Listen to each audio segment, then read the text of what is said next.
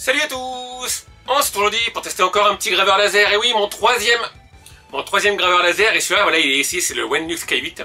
Il m'a été envoyé d'ailleurs par la société Wenlux. Je les remercie de leur confiance. Il y a un petit moment qui m'a intéressé parce qu'il a des petites choses en plus. Déjà, regardez, il est très beau esthétiquement. Regardez, là, c'est la boîte du graveur.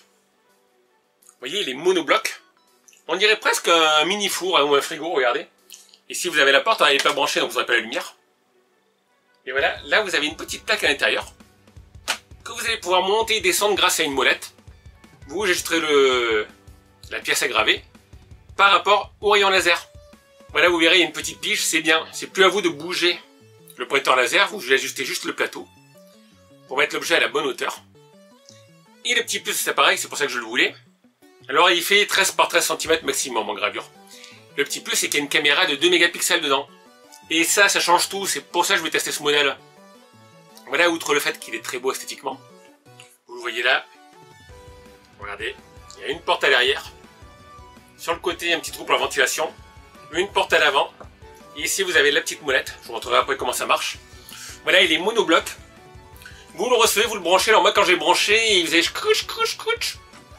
Et en fait, j'ai vu, vous avez une petite clé. Il faut resserrer deux petites vis qui sont sur le bras en haut. Parce que sinon, il ne touchez pas le contacteur. Voilà, il y avait un petit peu de jeu, donc je vous le dis, ça peut vous arriver. Vous prenez la clé plate, un petit quart de tour sur le côté pour resserrer les vis.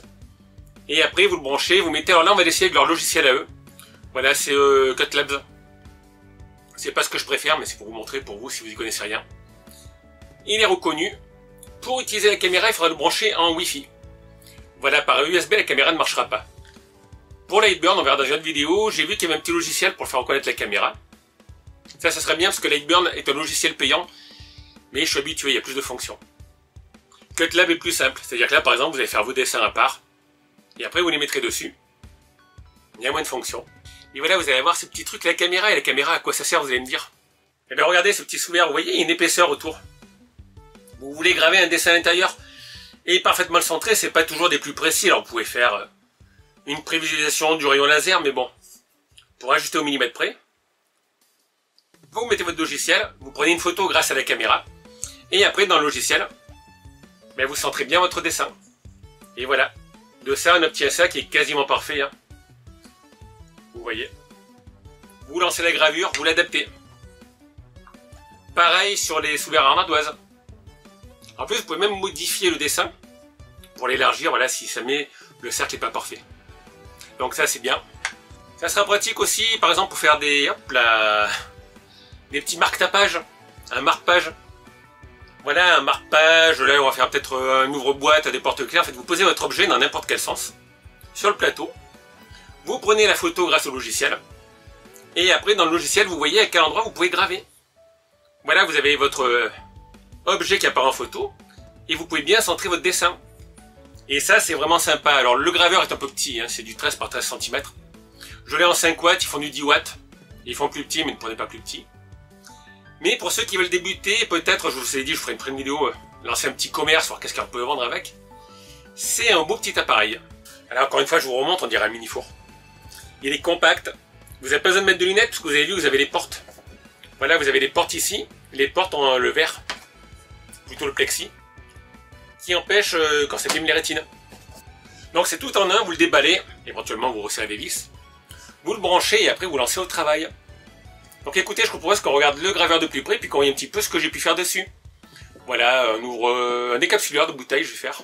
Un petit peu de gravure. Puis après je vous ferai, je pense, encore une ou deux vidéos, une avec Lightburn, puis une pour que vous puissiez voir ce que vous pouvez faire avec. Donc allez, à de suite les amis. Et voilà le graveur de plus près, regardez comme il est beau, il est chic, il est noir avec la porte orange pour protéger du rayon laser, les écritures dorées. Regardez, j'aime bien sa petite forme cubique. Là c'est un petit bouton qui permet de répéter la gravure au cas où, en bas il y a le bouton on-off. Vous verrez après il y a des LED sur le côté. La petite molette qui permet de régler l'ascenseur, ça c'est bien. En haut on a une ventilation, donc moi j'ai imprimé une pièce en 3D, j'ai branché un tuyau vers l'extérieur. Après ils vendent un accessoire qui permet de purifier l'air, mais c'est un petit peu cher. Voilà, mais ça c'est pratique. À l'arrière, il y a une autre porte. Voilà, une porte à l'avant, une porte à l'arrière. Alors je sais qu'on peut imprimer des grands objets, on peut désactiver la sécurité. Parce que dès que vous ouvrez la porte, ça se coupe, bien sûr. Il est un petit peu sale, parce que je m'en sers depuis 2 semaines. Voilà, donc j'ai bien fait le test, je me suis bien servi. De ce côté, c'est marqué Laser Engraving Machine K8. Il est compact, vous voyez. Alors oui, j'ai oublié de vous montrer ici, regardez, on a le prise pour le câble USB-C, la prise d'alimentation secteur. Il peut marcher en Wi-Fi, moi je m'en sers en câble USB et la caméra en Wi-Fi. Regardez, là je vais l'allumer. Voilà, vous avez la petite LED en haut. Ça clignote. Et là, regardez à l'intérieur. Il y a un éclairage, il y a une caméra au plafond. On a la grille qui sert à la coupe. En dessous, là, il y a un petit ramasse découpe, voilà. Vous voyez, moi, il y a des petits bois que j'ai découpés. Comme un grille-pain.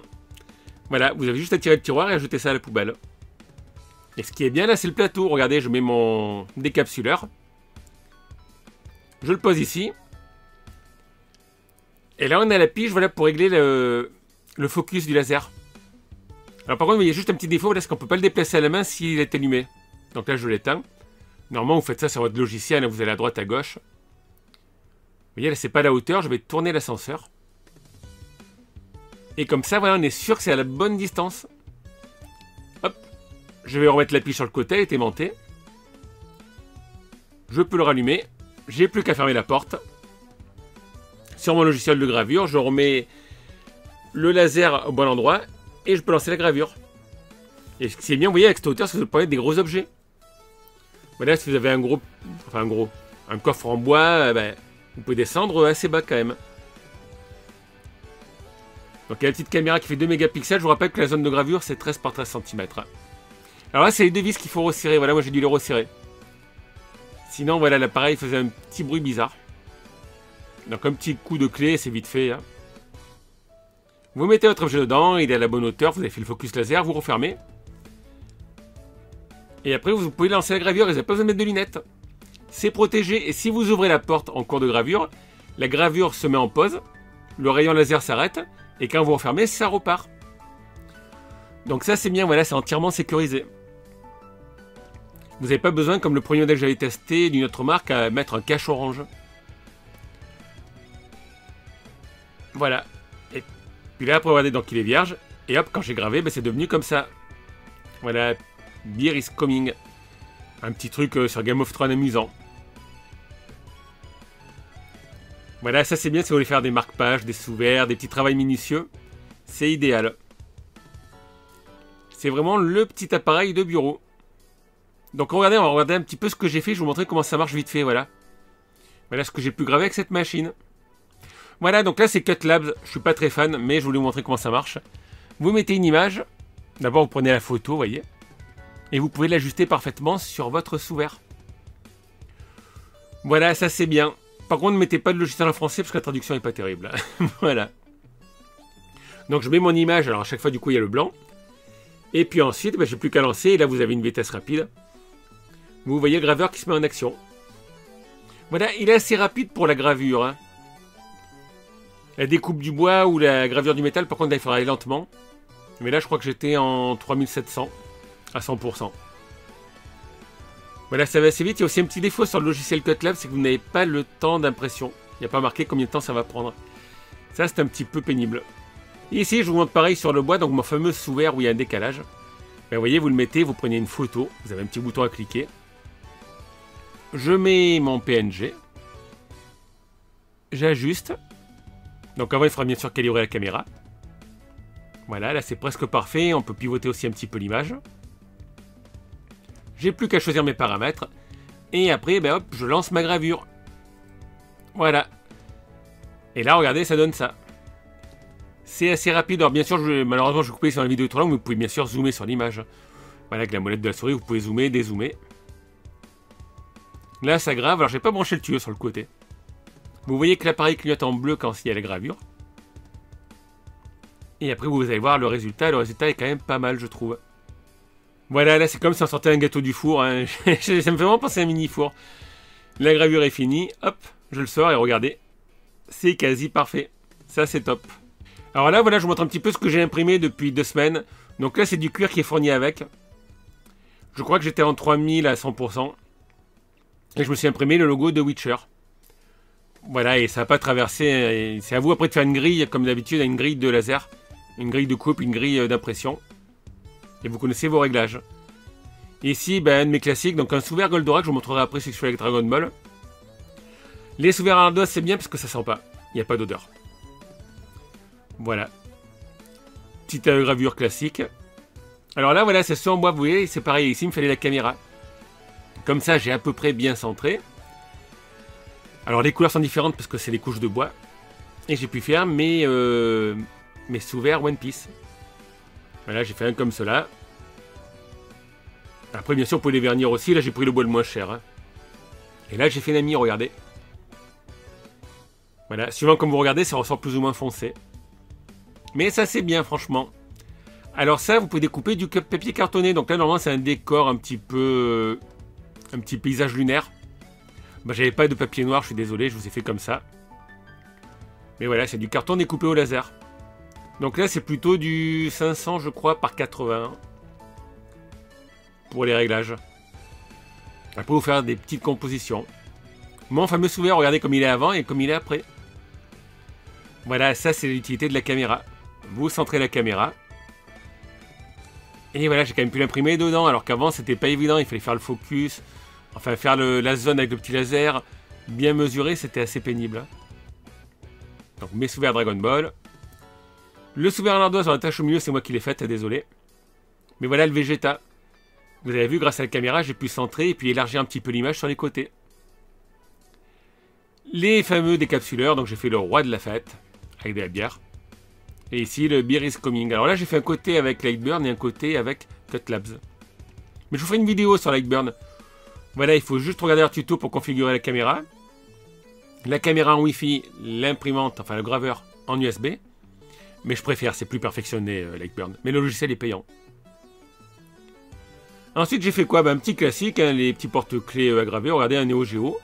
Et je me suis fait un festival d'Avignon, donc en bas, c'est pas un manque. Le logo est comme ça, il y a un petit bout qui manque en bas. Voilà, j'aurais pu être un peu plus foncé, après c'est vous qui faites les réglages. Voilà, alors là, je vous montre la découpe. Mais c'est un 5 watts que j'ai, donc honnêtement, je ne recommande pas faire la découpe, parce que là, c'est du 3,5 mm. J'ai dû faire 3 passes. Voilà, ça serait mieux d'avoir un graveur à 10 watts. Donc on peut en faire sur du très fin, du balsa. Là, c'était du contreplaqué assez dur quand même. Hein. Mais vous voyez, il y a le côté qui est coupé, qui est blanc, et puis l'autre côté, il y a la grille, mais bon, il y a quand même des petites marques de brûlure. Après, vous pouvez passer un petit peu du papier à poncer ou vous le peignez. Voilà, et après, vous emboîtez. Je voulais vous la faire en entier, la libellule. Malheureusement, il fallait 2 plaques de bois, j'en avais qu'une cette épaisseur. Donc, comme il fait que je fasse la vidéo et qu'en ce moment je travaille à temps plein, ben, je vous montre la découpe. Vous voyez ce que ça peut donner. Voilà, ça coupe, mais bon, c'est pas ce qu'il y a de mieux. Alors ça, vous aurez bientôt une vidéo, c'est les marques tapage. Hein, voilà, vous faites des marque-pages. Ça, c'est pratique, vous pouvez gagner des sous avec. J'ai fait qu'un côté pour l'instant, vous pouvez faire recto verso, vous attachez le petit pompon. Ça, c'est une médaille en métal, donc c'est pas évident quand c'est trop clair les couleurs. Vous voyez, en bas, il y a marqué Eva, c'est le nom de la chienne d'un ami. Et là, par contre, j'ai pris sur une pince à Lego. Sur le noir, ça marche beaucoup mieux. Et j'ai gravé Alex Express. Par contre, comme la pince n'est pas plate, le laser a fait le focus sur Express. Et voilà, Alex, c'était pas évident. Il faut mettre des objets plats, c'est mieux. Voilà, je vous rappelle que le laser, il faut qu'il y ait un focus. Il y a une distance où il grave optimale. Mais ça ressort quand même bien. Par contre, là, on grave en 200 mm/s par 100 en puissance. Donc c'est assez lent, hein, la gravure du métal. Hein. Et ici, c'est du papier à gratter, regardez. Voilà, j'ai fait un Goldorak. Donc c'est un papier à gratter. Si vous grattez, vous voyez, il y a des couleurs dessous. Et bien ça, vous pouvez l'utiliser avec un laser. Il faut bien régler que ça n'est pas trop fort, sinon vous passez à travers. Ça fait un petit dessin qui ressort. Voilà, de toute façon, vous avez 2 échantillons de ce papier qui est fourni avec. Et puis là, regardez, j'ai fait un petit Sonic sur du bois. Voilà, alors lui, j'ai fait avec Lightburn, hein, par contre. J'ai modifié l'image avec Imagère, pour les connaisseurs. Et j'ai fait avec Lightburn. Donc voilà, écoutez, vous avez vu un petit aperçu de ce qu'on peut faire avec cette machine. Je vous ferai une vidéo, je pense, pour les sous-verts. Et une pour les marque-pages. Une avec Lightburn aussi. Mais je trouve ça pas mal, la machine est entièrement sécurisée. Voilà, un plus grand, ça m'intéresserait, mais ils font pas plus grand pour l'instant. Et pour graver des petites choses, avec la caméra, c'est très pratique, vous pouvez être plus précis. Et puis après, je vous rappelle qu'avant, à part, ils vendent un purificateur d'air si vous pouvez brancher, mais il est assez cher. Hein. Donc allez, comme d'habitude, je vous mets les liens en description, n'hésitez pas à laisser vos questions, vos commentaires. Un petit pouce si ça vous a plu, et je vous dis à bientôt pour une vidéo. Ciao tout le monde!